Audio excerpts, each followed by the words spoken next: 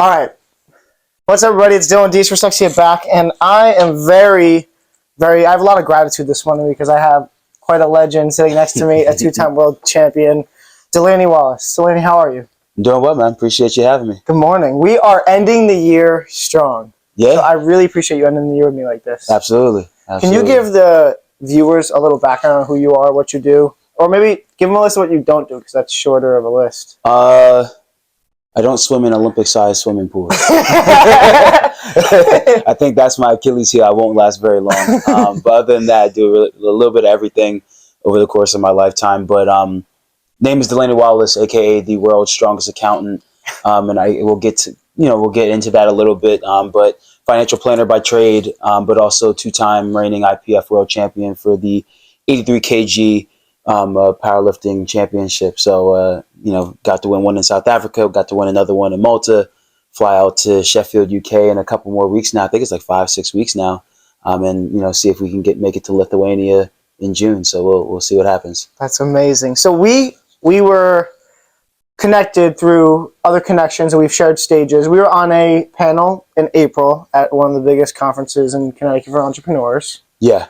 How was that experience for you? Because you haven't really got to talk about that. Yeah, I mean, that experience was pretty. It was pretty cool because it wasn't too long before that I tried to get into like the public speaking realm. Like it was one of those things where, like, you talk to somebody and they say, "Hey, you'd be good at public speaking." You talk to somebody else, you say, "Hey, you'd be good at public speaking." It just happens again and again and again, and like eventually you're just like, "You want to know what? Like let's figure it out. Let's try. What happens?" And I happened to bump into Brandon, like the mutual connection we had at a networking event. He's like, "Oh, I teach public speaking," and I'm like, "Oh, okay. Like, why not?" Right? And that just turned into an opportunity to be able to speak on a really big stage at UConn, and it was a cool moment. I think not many people get to have their first like actual speaking event be a big conference like that, and so I'm just blessed to be a part of it, and really excited for all the opportunities that has brung, and just to kind of like you said, end off 2023 on a good note here on the podcast, but also launch off 24 pretty strong. Yes, that's amazing. I'm so proud of you and impressed with you. You go to schools. Yeah. I go to schools. How do you like that experience? I love going to schools and talking to kids. Yeah, it's interesting. It's like everybody's different, and I'll get in. Like I'm sure we'll get into this in different ways. But like the psychology of like a kid is way different than the psychology of like an adult or like a young adult or an older adult. And so it's funny the little things that like kids really gravitate towards and like are so grateful for that like we take for granted. But like it only takes one word, one message, one note, one thing said the right way to completely change the trajectory of like a kid's life. And so I think like that's the cool part where like, you'll speak to somebody, and this isn't necessarily from like speaking events because I haven't bumped into kids after the speaking event, but like different conferences that I've gone to, different competitions I competed at. I've had powerlifting competitions where like I've had a 5-minute conversation with somebody that you don't necessarily remember in the back of your head, like when you're having it, like years later. And then years later, I'm talking years later, 3, 4, 5 years later, this kid's like, "Yo, I remember you telling me this exact thing at this exact moment. This what made me do this." And so it's a cool experience. It's all part of the moment, and I just soak in everything. I'm just always grateful when anybody cares enough to take the time to listen to what I have to say or ask for my advice or my opinion, because there's billions of people in the entire earth. Like there's so many things you could be doing with your time. And so at least for me, like just because my time is so scarce, I'm always super grateful when somebody gives me theirs. And so, yeah, it's a cool experience. I'm grateful you're giving me your time for sure. Appreciate it. I love that you painted that picture, because that's solely the reason why I go to school. Like, I have emails from parents telling me how their kids' lives have been changed and how I'm airing this. I mentor kids with Superpower Mentors, and I had a kid that I went to a school, and then he signed for Superpower Mentors. So he heard me speak, his mom heard me speak, and then now I mentor the kid weekly. And him and his friends at gym, at school, they have this game they play. And they created characters, and I'm one of the characters, and his mom said that all the kids fight over who plays Dylan. That's awesome. And I'm like, that is so heartwarming. That's sick. That's sick. Yeah, It's like those little things that you know you're making a difference. absolutely. So you inspire me and so many people. I had mentioned that you were coming on the podcast to many people, and they're all like, "Oh my God, I know him! Like that's awesome." What or who inspires Delaney? Um, that's such like a weird question because I don't want to say like it's not one individual person. It's not one individual thing. Like I'm very different. I think in the stance of like I can draw inspiration from like virtually anything, right? Because I think that there's something that can be learned and there can be shared and can be taken from every moment, from every person that you meet, from every like action, every event. And so, I mean, I've literally like walked down the street and saw a homeless person on the street, didn't say anything, and I'm like, yo, that motivated me for whatever reason. I've seen people that do spectacular. I've competed and trained with NFL athletes that are still in the NFL, like balling, and they also inspire me. I've powerlifting competition. Jesus is the Russell Orhees, the Taylor Atwoods, the Gavins of the world. Like they all inspire me. But then also just like the kid that you see is hustling, just grinding, hasn't made it yet, but just grinding and hustling, and you're just like you just look at him like, hey, like he hasn't made it yet, but he has the faith in himself and he's working hard. And so if he can work hard and not see any reward yet, and me in a position where some of the rewards are starting to come, like how can I stop? And so I just like even kids that like message me and like, hey Delaney, like you inspire me for whatever reason. Like I take inspiration from that because then it's like if you take some type of inspiration from me based on what I do, based on what I say, based on how I act, then it's almost like my obligation that I have to be that person that I say that I am, right? And so it's so weird and it's just such a windy road because I've kind of gone through this, but like when I really look back at it, like I just take inspiration from so many different areas, and I think it also just helps because one person, one event, one thing isn't going to inspire you all the time. It's not going to keep you motivated. It's not going to keep you on track all the time. And so like there's just so many parts of my life and my story that I'm just so grateful for just life and being in the places that I am, that like everything kind of gives me motivation and inspires me to do what I got to do. That's an amazing answer. I think it's the best answer I've ever gotten. That's crazy. I know it's a little different, but yeah, I like that. I Yeah. like that. Because when I see homeless people on the road, the first thing I think is, how can I help them? Yeah. Not, oh, that's inspiring. I always think like, how did they get there, and then how can I help them? Yeah. That's absolutely amazing. So you got me fired up the other night. We were at an event together. Yeah. And you got me all fired up, and because you had said something. So my dad had raised me. He said I raised my kids with telling them on how to act and how to carry themselves, but I speak with my feet, not my mouth. Mhm. And what he meant by that was I speak with my action about how I carry myself. Because a lot of kids, you can tell them not to smoke a cigarette. While smoking a cigarette, the kid will end up smoking a cigarette. Yeah. Because they do as they see, not as they hear. Yeah. You're big on that. But my dad raised us on always show up no matter what. Yeah. We were at that event, and somebody had mutually completely complimented us, and he said, and you were like, dude, it's so easy. All you got to do is show up. And that hit home for me because that is what I live off of every day. I'm like, just show up. Get in the rooms with the people who think bigger than you do.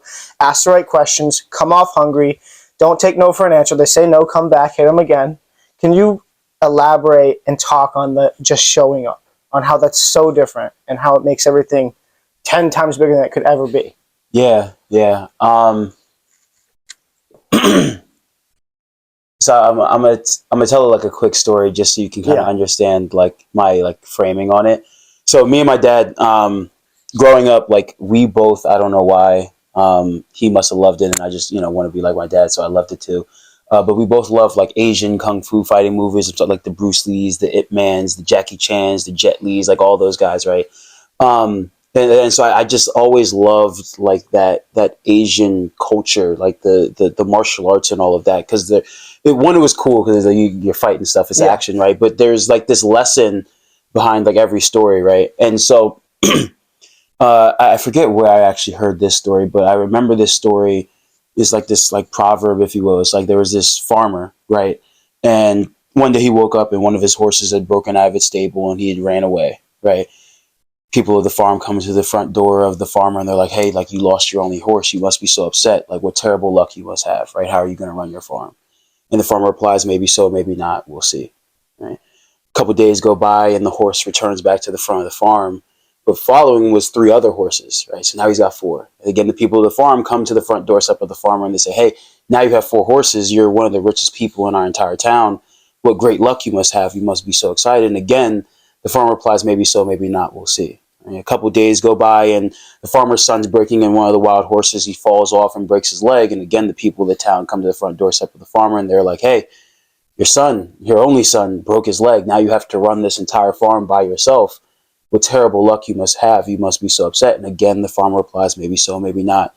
We'll see.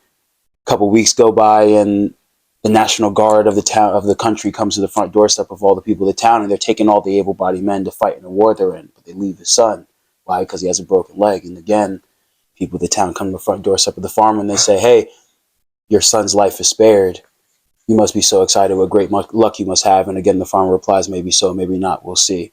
Right. And so when I think about that story, like it's all perspective. Right. And in that, like, I think we spend so much time trying to figure out whether this like one moment in our life is good luck or bad luck, right? Whether we're going to make it, whether it's the time that we shine or the time that we fall, and whether or not it's setting up a greater blessing or this is like the devil trying to pull us down.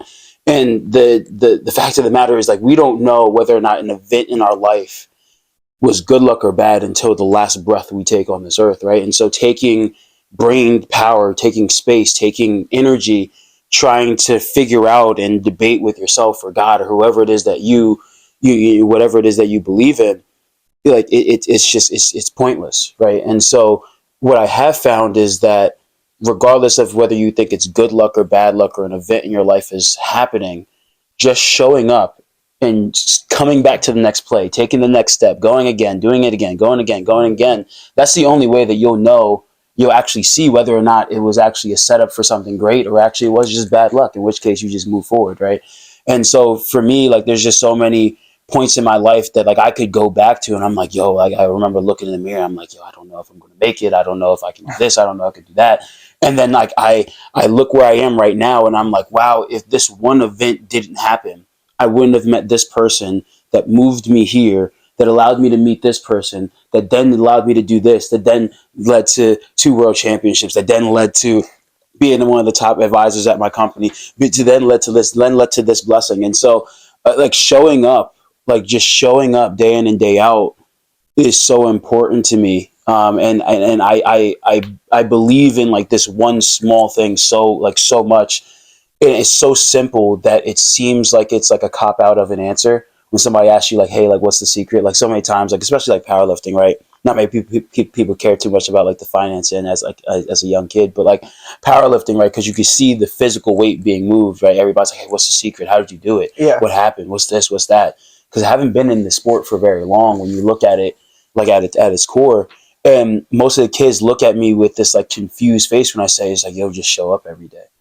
Like just show up every like yeah, okay, you might not be the strongest right now, but that guy that like might have 50 pounds on you on a deadlift or 100 or this, that, and a third, like like odds are he won't be here next year because he's gonna have a bad meet, he's gonna be upset, he's not gonna make progress or whatever the case may be. Then he's gonna say, hey, I want to do bodybuilding instead of powerlifting. Or I want to go out to a vacation with my girlfriend instead of this. Or I wanted to do this instead of that. Like most people don't have the mental stamina to do the same thing again and again and again and again and again and again and again and again and again and again and again and again with no true reward, or at least not without being able to see like that light at the end of the tunnel and continue to do that. And so you'll beat 90% of people just off of stamina, right? And so when I say just showing up, like whether it's, you know, powerlifting, which is easy to quantify, right? You can easily see, okay, weight being moved, physical stature, whatever the case may be, or even in business, just showing up. Like there's so many times that I've gone to a networking event that I'm just like, I'm tired. I already worked 8 hours today. I got out the gym. I really don't feel like going. I'm beat up. I'm tired. And I still show up anyway. And I meet one person, right? Just one that then connected me to another person that could have changed the trajectory of my career, my life, my whatever. And so like I said, it's so simple that it seems like a cop out of an answer, but like when you literally look at it at its core, at its ethos, like just showing up every single day and doing small incremental things that you said you were going to do in order to get to your end goal will beat 90% of people. Like talent only takes you but so far, but I know tons of people that are talented in so many different areas that don't live up to expectations. But just showing up, like if you show up every single day, you might not make it to where you thought you wanted to go. But then again, if like, I don't know if you believe in God or a higher power, Yeah. but if you think of it from a standpoint, it's like we can only see like what we've already seen, right? Like Yeah. our imagination can only expand, but from what we've seen. And so if you believe in like a higher power, you believe in God, well, maybe his vision was actually better than yours and it was actually setting you up for something greater. And so, yeah, man, I mean, showing up is the biggest thing. Like show up and don't just like show up and go to the corner of the room and not do anything. Like show up and give your all, give your effort, give your heart. And you'd be surprised the places that it takes you, regardless. So yeah, that's kind of like my just mindset on it all. I could not agree more. I love the way you painted that. Because Yeah. short little story from me, I was 19. I got a production deal with Carl Michelle at Royal Communications at 19, and I was in there every weekend, like, let's do a podcast. I got this person, like lining things up. Like, I was texting Carl and the production crew every 2 days and calling them. Like, I was annoying. Yeah. And he was speaking at Brandon's Map Your Way to Financial Freedom in 2020, like before anybody was anybody. Yeah. And I said, let me show up as I will work for you that day, Carl. Just let me show up as a production member and just learn. Mm-hmm. And I showed up as a production member. I had to work for Carl and stuff, but I learned so much. I met so many people. Brandon then invited me to the VIP dinner knowing I didn't have a ticket to anything. Mm-hmm. And I am at this dinner, and I'm learning about this person, and I'm learning about this person, I'm learning about this person, and I'm like, oh my God, I'm surrounded by success. Like, how did I get here? And then I was invited to Miami. And it was a $700 ticket, and then it was a flight, and then I had nowhere to stay. Mm-hmm. But we were promised to be at a conference with Floyd Mayweather, Rich the Kid, all these, Grant Cardone, all these celebrities were coming up. Yeah. And I remember the night before that conference, watching a clip on Instagram, and it said, the move that you're scared to make is the one that will change your life. Mm-hmm. So I ran to the bank. I opened up a credit card. I had Brandon charge my credit card that $700. I charged my flight to that credit card, and I went, I got to make it work now. I got to make it work. Yeah. When I got to that conference, I had a blazer that didn't fit me. I had a $3 Marshalls button-up. Mm-hmm. I had khakis from high school and some run-down sneakers. Yeah. And I said, I'm going to get a picture with every big person here today, and I'm going to at least talk to them. I'm going to ask for 3 to 5 minutes of their time, which always ends up being 10, by the way. When you ask for somebody to 3 to 5, if you're prepared for it, they'll give you 10. Mm-hmm. So it led me to backstage conversations with Floyd Mayweather, pictures with Floyd Mayweather, hanging with Floyd Mayweather, same with Rich the Kid, same with Grant Cardone, same with Brandon Dawson, Mike Asabi. And it clicked that day. Yeah. Like at this point, I still had nowhere to stay. I had a credit card that I had to figure out how to pay off. Mm-hmm. And I was like, we got to make this work. I was in, first thing in the morning, it was a 2-day conference. First thing in the morning, all day long, snuck into the dinner. I'm really good at going places I'm not allowed to be to get what I need to do. I don't care what it takes. I mean, when I get into those places, I don't care what this takes. Can you talk about some crazy story or why it's so important to take those huge risks? Because that paid off. That got me to speak on a stage. That got me to host venues. That got me to sell out venues. That got me to collaborate with great people like yourself. Can you talk on the risk? Yeah, I'm trying to think. I mean, everything is risky, right? Like I remember graduating college, and I had already had like a job lined up with like Lockheed Martin. I was supposed to go back to Jersey, where I'm from, live with the parents, stack up money, buy a house, pay up, like the normal route. And then coming back from one of my like combine, training sessions, because I was also like training for like the NFL Combine at the time. One of my buddies who was interning for this like financial planning firm, he was like, hey, yo, like, we really like it, right? And I remember like going to the interview, having that conversation with them, and just like falling in love with what could be done, right? The income that could be made, the lives that could be touched, like all the different, like the freedoms that could be had. And I was like, hey, this is what I want to do. But the downside to that industry is, hey, like you wake up every single month, every single year, every single week, and you don't got a paycheck, right? It's your own business. Like you find clients, you get people to trust and believe that you have the ability, the knowledge, the talent to move them towards their goals. And so I remember my parents, like my mom was scared. She was like, hey, like I think you should just take this Lockheed Martin job, like, like 80, 90 grand just out the gate, college kid, like this is good, like it's all set. And, I remember, taking that risk and going, it's like, hey, like I'll work part time. I'll figure out what I have to do slowly but surely just to make sure I can live. But I think that this is my calling and this is my blessing. And, it took years. Like I remember my first year in business, I made like 10 grand. I think the second year in business, I made like maybe even less than that. Right? I remember, and then slowly but surely, the people I spoke to year one saw that I was still there in year two. People that I spoke to in year two saw I could still there in year three. And then slowly but surely, again, networking event, you meet this person that moves you here, you meet that person that moves you here, you learn this move, you learn this, you learn that, and all of a sudden you're able to provide value in different ways. And, now I'm, 5 years in the business and one of like the top 10 planners in the country at my firm. And, all of that is just a culmination of just taking a risk, right? And showing up. And just showing up every single day. Like I literally, I remember the statistic when they were like recruiting me for the firm. They were like, oh yeah, like I think the retention rate is like less than like 20% of people make it past their third year. Right. And I look back and I'm like, oh yeah, okay, whatever. They say that. And I'm like, I look back at it, I was like, I'm one of about 60 people that came in my recruiting class and within like the year after me that's still in the industry. Like period. Like not even like, oh yeah, like moved to a different firm, like that was in the industry, right? And so, one is 60, like that's even less than that 20% mark that they made. And everything's risky. But to your point, it's one of those things where when you just give yourself no other choice, you say this just has to work. You find like we're all like at our core like animalistic. Like we have these animalistic like just like views and values and just like this like need to survive, right? And so it's very interesting how you are able to adapt when you feel like you have no choice, right? And the choice is always you could quit and like go home, do this, do that, and that. But when you've made up in your mind that you really had no choice, like you'll be surprised how malleable and resourceful you are.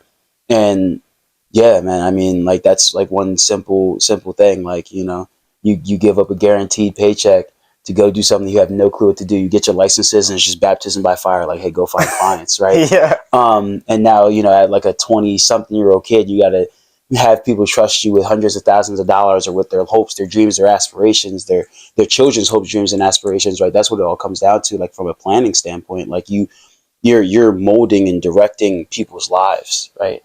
And so I think that's a big risk that's paid off, that I really didn't know if it was going to work, when it happened. But slowly but surely, you just always absorb knowledge, always find a way to help, and you wake up, 2, 3, 4, 5, 6 years, and the whole world's changed. Right? Yeah. You don't say. I can relate to like 98% of all of that. Yeah. Like that is how it's been. I'm just like, okay, I guess we're dropping this much money here. I hope it works out. And just let's step by step. I'm more of a throw it down, take the first step, and then step, not plan it out really. Just what's next? What were the roads taken? Yeah. Just, are you more of a, what were the roads taken? Look at it and then just know my steps? Or are you more of start here and move forward?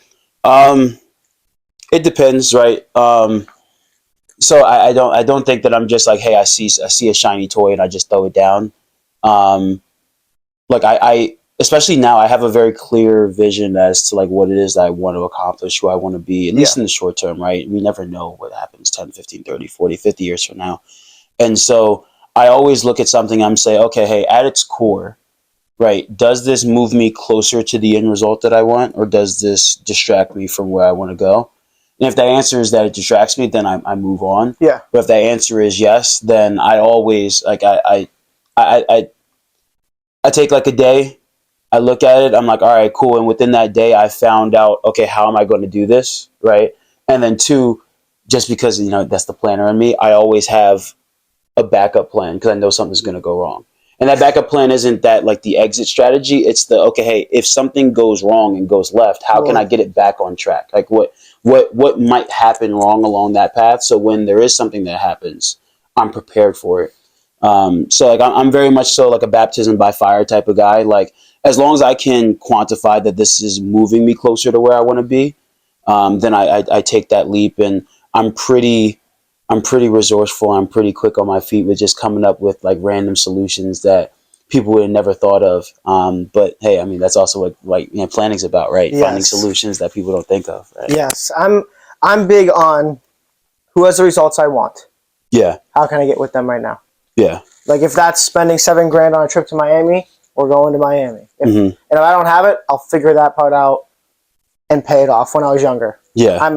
I'm very grateful and blessed now to be in a position where I don't have to worry about that side. Yeah. And I'm being paid to show up and speak places, which is, I don't know how we got here at all. Just step after step after step. Where now I'm respected enough where people are like, oh, we'll book Dylan to speak here. We'll do this. We'll do this. It's awesome, man. Being able to speak at my high school this year, that wasn't even on my goal list. Yeah. And it happened. Yeah. Like Full circle. It's been on my goal list for the last 4 years, and it just happened this year. Yeah. Have you had any moments like that?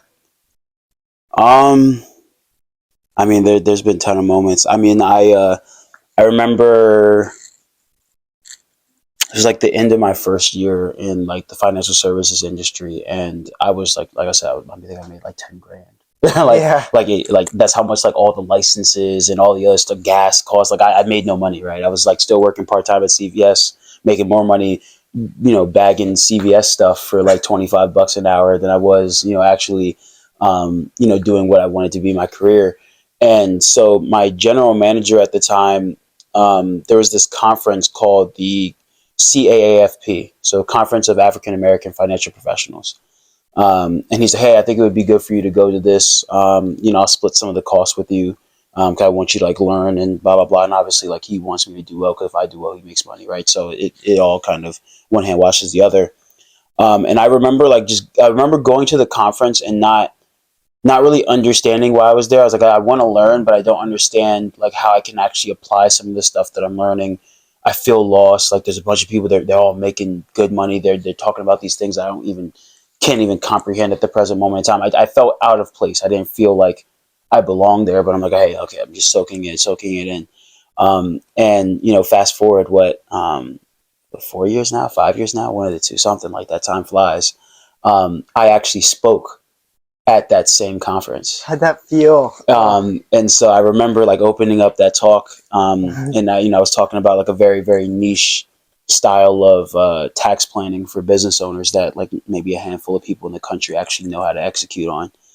And I remember opening up this talk like, hey, like I remember sitting in these seats like 4 or 5 years ago, like just like almost ashamed that I was even in the seat because I didn't feel like I was worthy enough to even sit in the audience to learn. And now, full circle, being able to, get paid to speak, flown out to speak there. It was just like a really cool, like out of body, like full circle experience. And like to have my talk come to the end of my talk with me and my partner and, people that have been in the industry 10, 15, 20, 30, 40 years more than me. Right. Yeah. Come up to me and say, hey, like I really appreciated this talk. Like I think I have a client that could use this. Like I really want to pick your brain on this and the other thing, and no longer be like a subordinate, but like be they're equal. It was a cool full circle moment where I'm just like, wow, like I really remember how I felt last time I was here. Yes. I really remember sitting in this. It was the one I went to was in Georgia. This one was in Chicago. But like sitting in this arena, if you will, this hotel room, this conference room, just like I don't even know why I'm here. And now I get to actually speak and be one of like the headliners there. So like that was probably like one of the cooler out of body type of experiences that I had, because it was never a goal of mine to like speak there. It was just like, hey, I want to get better. And then the opportunity came and I was just like, wow, like how things come full circle. I can 100% relate to that. Yeah. And I know the feeling, and congratulations on that. Yeah, appreciate it. And I'm proud of you for that. That's insane. How is, when you say you want to do something so big, right? Like, I'm going to be world champion. Can you talk about how important it is on not sharing those things with small-minded people? Because they're more crabs in a bucket going, oh, don't do that. Because there's this, what I'm learning right now in this whole, I'm sure you've experienced, they call it the entrepreneurial wave. Yeah. Where everybody around you when you first start, they're like totally behind you because they're like, oh my God, he's going after his dreams just like we all want to go after our dreams.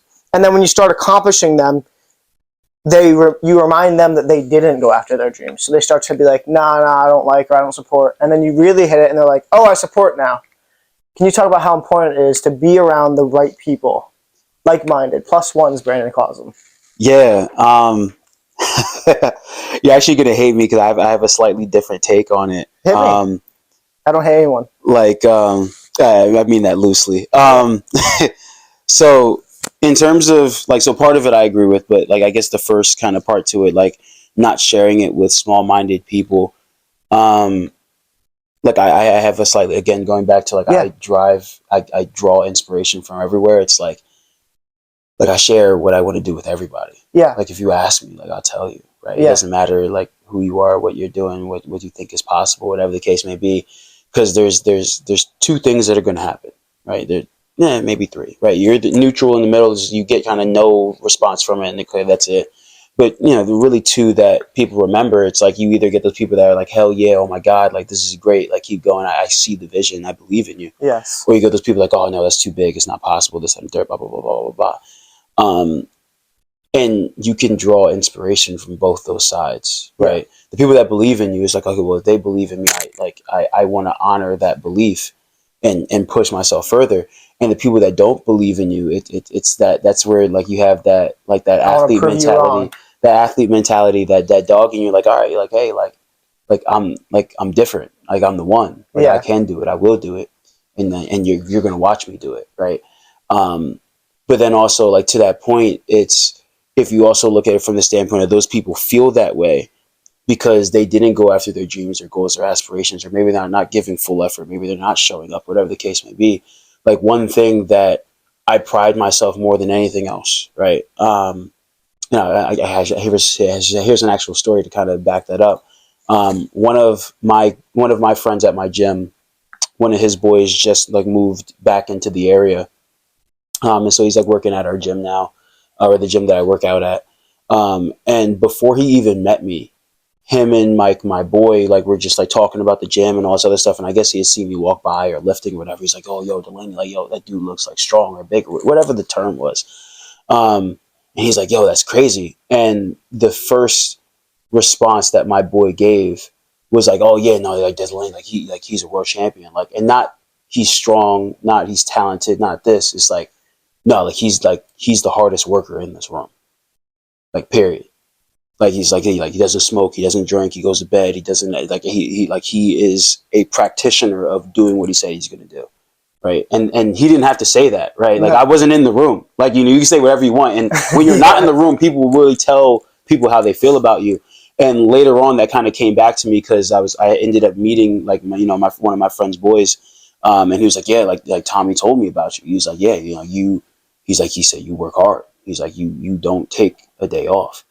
And so it's cool to see that because your boys see the good, the bad, the ugly. They see when you slack off. They see they see behind the curtain, right? Like 100%. Everybody can see, okay, the IG highlight. They see behind the curtain. So when somebody that sees behind the curtain and unprovoked says that, like I feel like that's a testament to what you're actually doing. And so for me, like that is so important because when I speak to that person that doesn't believe in themselves or doesn't believe in me, and when somebody asks me for advice and I look them dead in their face and I just say, you don't work hard enough.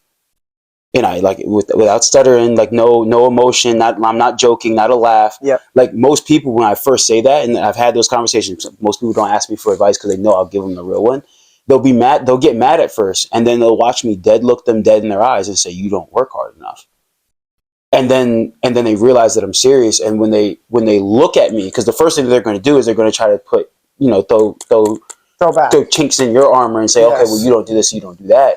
And when they look back and they're just like, I really can't argue with him on that, then that's how you can push people and motivate them to do more, right? So like even with my boys, and they're saying, hey, like make it easy, like powerlifting world championships or whatever, lift more, do this or do that, be better, be stronger. And I'm like, you don't work hard enough, you don't give enough. Like I saw you on the gram, like out drinking on Saturday night. You thought you were gonna have a good day on Sunday. Like I saw you went off program, overshot your workout, did whatever the case may be. You really think that that's gonna help you get better because you were trying to show off for the kid in the corner, the cute girl over there. Like you really think that's gonna get you there, right? And so when I break that down and I just say like, and I look at him like, I don't say that to be like rude or mean or try to be like virtue signal or anything at all. I'm just saying I'm like. I'm not special, right? And if I'm not special, that means one of two things. That means that everybody else around me is terrible and they just suck. Yeah. Or that I worked hard enough to go from not special to achieving special things. And so the good thing about that is if you don't believe that I'm inherently special, then hard work can also just get you there as well. And so it's like this full circle where like if you believe one thing, another thing also must be true. And when you just create that loop for somebody, it like when they really want to do good and they want to be better, that's inspiring. Like if I tell you, oh yeah, you can't do it just because I'm special, God gave me something, like my genetics, like you're screwed. There's nothing you can do.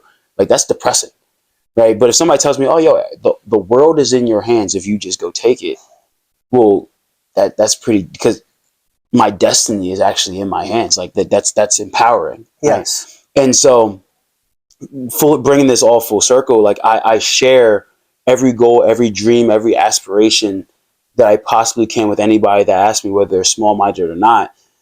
Like, because one, I believe it, right? Two, it energizes me.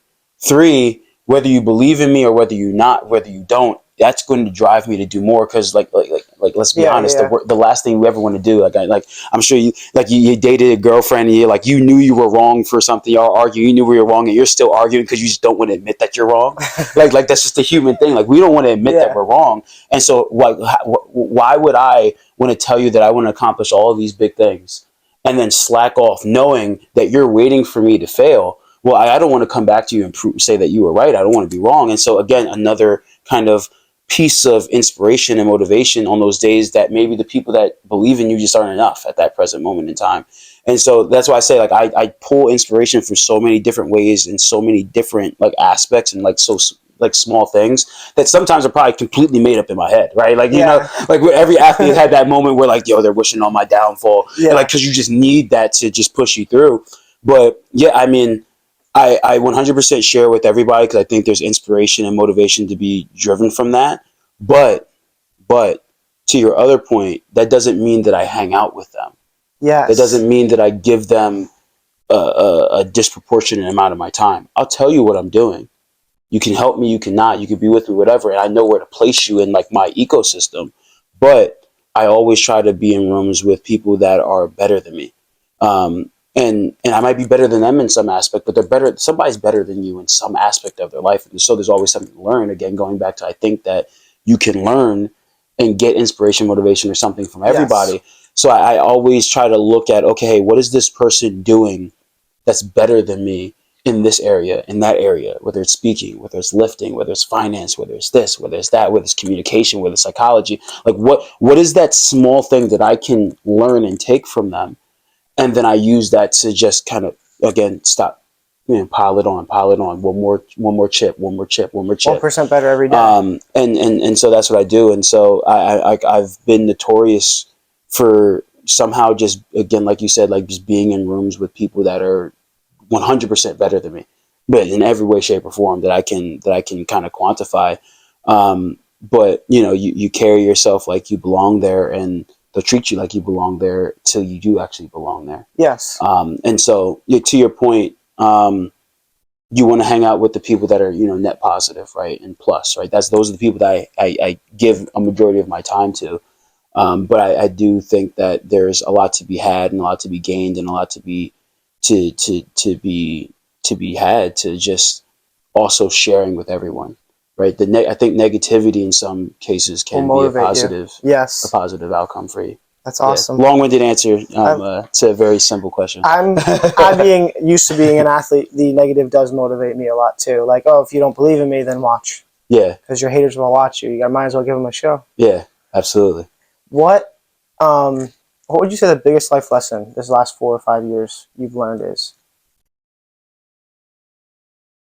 The biggest life lessons probably goes back to that story I said before. Like maybe so, maybe not. We'll see. Like the story's always being written every single day, and so it's just one step at a time, every single day. Like just show up. Like I talked about the finance side of things, but I mean powerlifting. Like I went into the world championships this year, and I was hurt. Like I was hurt. Like small adductor tear. Like it hurt to get out of bed. Like I sneezed too hard and like my groin would just like be in flames and I'd be like in tears. Like, yeah, I was hurt. And I'm like, yeah, I don't think, I think I should pull out. I don't think I should go.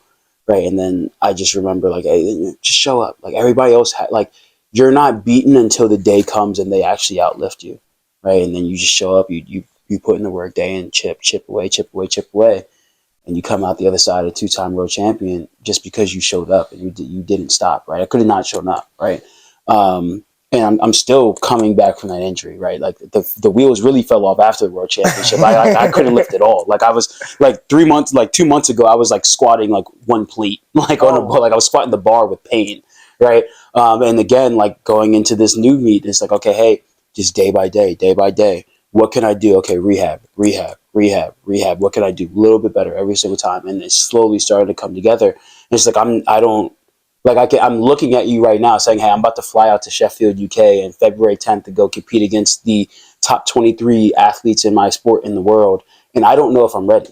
Right? Like I physically don't know if I'm ready. I'm physically still recovering, but what I've learned, right, and what's allowed me to still push through all of that is because I've done it before, right? And what I learned is that you never know who they're going to be on the day, right? Sports isn't always about who's the most gifted or the most talented or actually who's the best team, who's the best person. It's who's the best on that day, right? And so if you show up on that day and maybe at 80% you beat their 70, that's all that matters. The history books are only going to tell you who won and lost, right? Yeah. And so whether it's powerlifting, whether it's business, whether it's any other goal that I've set, like again, it just goes back to that story. I was like, there's just something to be said about just showing up because a majority of people will pull out. A majority of people will stop. A majority of people will want to take a break. A majority of people will want a vacation. I'm not saying that's wrong, right? But there's your opportunity, right? There's your opportunity to go take it. And so if you just keep on going, beautiful things happen, man. 100%. What would be the best piece of advice you could give our audience on somebody who wants to chase those dreams, wants to make those goals reality, wants to be the next world champion, next motivational speaker, next financial guru? What would your advice to them be? Yeah, I mean, I think the advice is pretty simple. I'd say, there's this saying that I have every single prep that I go into, like every single day I recommit to my commitments, right? And that's just kind of a reminder to myself, like the whole, like, the saying, like, oh, success is rented, not owned. You have to earn it every day. Like, it's just like that reminder that, like, every single day is a new day to either get better or get worse, right? And so, find 3 things that will move you towards this bigger goal that you have. Just 3 things, because it's hard. Like, you don't eat a cow all at once. It's one bite at a time. You don't climb a staircase and jump the whole staircase. You take it one step at a time. And so just find 3 things a day, right, that you can do to push you towards that goal, and just don't put your head down until don't go to bed until those 3 things are done. And you'd be surprised. You wake up a week from there, a month from there, 2 months, a year, and you'll be surprised the progress that you made. You might not be there yet, but then this year 2 comes, then year 3 comes, year 4, year 5, year 6 comes, and all of a sudden now you got 2 world championships under your belt. Like, so I'd say, every day I recommit to my commitments, recommit to yours. Just find those 3 things and just chip away at them day in and day out, and don't stop, right? Stamina, have that stamina. To your point earlier, surround yourself with people that are doing what you're doing. They're doing what you want to do. That are doing better than you, that are better than you, because there's something to be learned with it. Like like you want to be the small fish in this huge pond, right? And to the flip side of that, like don't be scared to talk about your goals, your dreams, your aspirations, even with small-minded people, because the more that you say it, the more you've committed to it, right? Which kind of brings me back to the other point. Is like in my view, when people don't share what they're doing or what they want to accomplish, like that's because they haven't fully committed to it themselves. But if you knew that you were going to be the greatest motivational speaker in the entire world, like if you knew that, like God came down and he said, "Here's the vision. This is the thing. Boom, boom, boom. It's already set in stone. No matter what you do in your life, you're going to be the greatest public speaker in the world." You're going to tell everybody that, right? You're going to tell everybody that because you know you could not fail. You know you are not going to fail. You know it to already be true. And so the reason why most people don't share things is because they're scared that they aren't going to make it. They haven't fully committed to that being the only option, right? And so the more that you actually talk about it, I don't necessarily believe in like manifesting and like, oh, you just say it becomes true. But I believe that there's the validity to it is the more somebody actually says it, the more they believe it. And the more they believe it, the more they commit to it. And when they commit to it, they commit to the daily, weekly, monthly, annual actions that need to be taken to get there. And that gets you there. Just saying it doesn't make it true, but committing to it makes it true. And so if I know that you're like, oh, no, I don't believe you, you can't do it, but I still tell you anyway, I've committed myself to that, or I've committed myself to the fact that now you're going to, talk to me, talk down on me and tell the whole world that, hey, Delaney is the failure that I thought he was, right? Either way, I've committed, right? And so going back to recommitting to your commitments, the more you talk about it, the more you've actually committed to it, and it just pushes you to those things. And so I'd say those are like the like the two biggest things is just like, hey, like show up every single day, commit, find those three things, surround yourself with like the right people, and then just remember that, like the story is never over until your last breath is done, right? Yeah. Everything's perspective, right? Like maybe so, maybe not, we'll see, right? So just keep on going. Don't get too high or too low on a specific moment, because you never know what that moment's actually setting you up for, good or bad. You have such an amazing mindset. I admire your mindset. Appreciate it. And I really believe energy is currency to me. Yeah. And like I feel like we are connected. I'm so like on the same page with everything you're saying. It's good to hear, man. And Awesome. I'm so appreciative that you came out here today. Yeah, appreciate it. Do you have any questions for me? Yeah, man. I mean, tell me. I know a little bit, but just like walk me through your story, actually, real quick. I mean, like I know you touched on it here and there on some of the speaking conferences that we've gone to, but I mean, like it seems like there's like every time I talk to you, there's something new that you're working on. I'm like, oh yeah, he does like the public speaking thing, and he's like, oh, it's this, and it's that. So like, just walk me through like your journey, real quick. Like how did this all happen? How did I become a studio owner? Yeah. So. I mean, at 19 years, I was adopted twice, misdiagnosed, put on the wrong meds for 10 years. Oh, damn. Didn't go to college, got an internship, turned that internship into a career on Wall Street as a travel tech. Incredibly blessed. That was just literally showing up and doing anything and everything. Uh-huh. And I knew that I wanted to help people, and I knew that somebody was having it worse than I did. Yeah. Somebody wasn't adopted. Somebody wasn't taken off the pills. Somebody is still in an orphanage. Uh-huh. So if I speak up, somebody will. I could cushion that blow. I could help that person. Yeah. And that started with Instagram selfie videos. Okay. And then it graduated to trying Zoom podcasts. One of my best friends helped me open that idea up in 2020. He was totally open-minded. I'm glad that he's here today. Being around those people that inspire me. And I started collaborating with other dyslexic pages on Instagram. Okay. And then I took that leap and did a production deal with Carl. And then I took that leap and I did the Brandon's event. Took that leap to Miami, and then I started doing speaker schools. And I was like, there's something here. Yeah. Every time I speak, I feel all this energy, and then people come up to me and tell me how it helped them. And then people come on my Instagram and say how it helped me. That's what pushes me. That's what drives me. So what I'm doing is I want to impact, inspire, motivate, and educate at the highest level possible. Mm-hmm. Like Tony Robbins level. Awesome. So if that is a podcast, if that is a speech, if that is going to schools, if that's mentoring these kids an hour a night, I'm doing everything and anything to do it. Yeah. And I'm showing up for everybody. I don't care. Like I'm showing up for everybody because I know that it's helping somebody. Yeah. Like I know this podcast is at least going to impact one person, and I'm sure it already has. So, okay, I've fulfilled my purpose, That's awesome. and Yeah. I don't know how I got here where I'm blessed enough to have amazing humans show up for me, Yeah. like you guys today. Like I have so much gratitude for this, that you guys have taken the time out of your day to day to end the year like this for me. Like I'll be transparent with everybody. I was very emotional last night. I was like, I can't believe I'm ending 2023 in a studio I own with a 2-time world champion. Like that's a crazy way to end a year. Yeah. So the gratitude and love and respect that I have and appreciation from that kid in his room at 19 with selfie videos to here. I don't know how to. One hell of a ride, right? You're telling me. One hell of a ride. And last year, April, being able to be partnered with Brandon and selling out one of the biggest entrepreneurial conferences in Connecticut's ever seen, and walking my first red carpet and looking behind me and my logo is on the red carpet. Those surreal experiences of how the hell did I get here? Because I'm just so, as you know, as an entrepreneur, I'm so focused on how can this move me here? How can I be 1% better today than I was yesterday? How can this Dylan grow from yesterday's Dylan? What did he do wrong that I can't do today? And then in 2 months, as you know, you're like, people are noticing that's not the same Dylan. Yeah. Like I was you don't not know when the switch is going to happen, exactly. but it just switches and you're like, oh man. I was not always dyslexic Dylan. I used to have another nickname. I'll tell you off air. Everybody he's laughing because you won't even believe it. He's like, oh man, it's the bad one.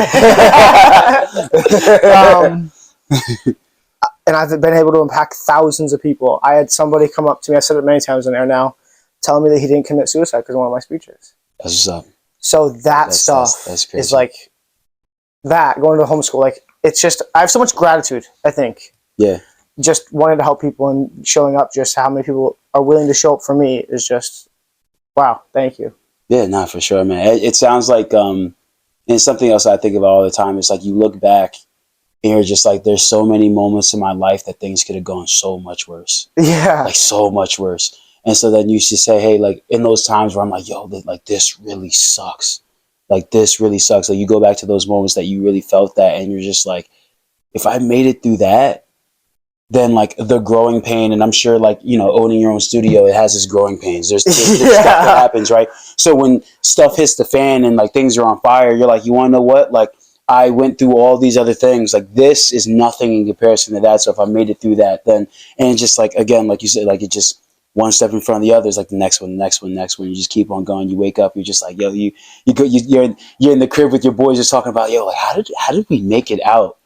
How did we make it out of this one? Yes. Like, you know, and you're not even talking about like the knucklehead stuff where like you're doing like stupid things as a kid that you almost like got in trouble for. You're just like real life stuff. It's like, yo, how did I thought it was dead. Yes. Like here, I thought that this is like, I thought that.